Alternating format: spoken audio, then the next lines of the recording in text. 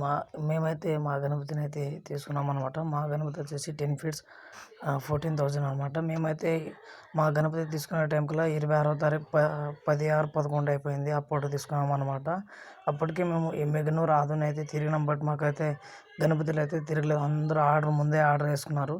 But మేమైతే order చేయలేదు. Direct పోయి తీసుకున్నాం అనమాట గణపతిను. మాకైతే గణపతి ఆదోని నుంచి 18 కిలోమీటర్ల దూరంలో హరివారంలో అయితే కొనుక్కున్నాం అనమాట.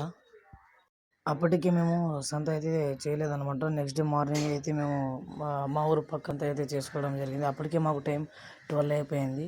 నెక్స్ట్ టైం మీరైతే మాత్రం వినాయకుని అయితే బుక్ చేసుకుని ముందు తీసుకున్నాండి.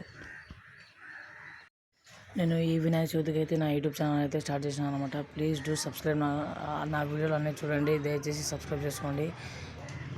ఎలాగో అలా అయితే గణపతి తీసుకుని మా వ్యాన్ అయితే ఎక్కించడం అయితే జరిగింది. అప్పటికే వర్షం అయితే పడుతుంది.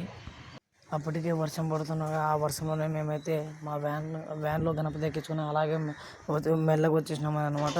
మేము మా ఊరికి వచ్చేటప్పటికి టైం అయితే 1:30 అయింది. ఆ టైంకి మేమైతే షెడ్ వేసుకొని మా షెడ్లో అయితే వినాయకుని కూర్చోబెట్టి నెక్స్ట్ డే మార్నింగ్ సంతమంతా చేసుకుని పూజ అయితే చేయించుకున్నాం అనమాట.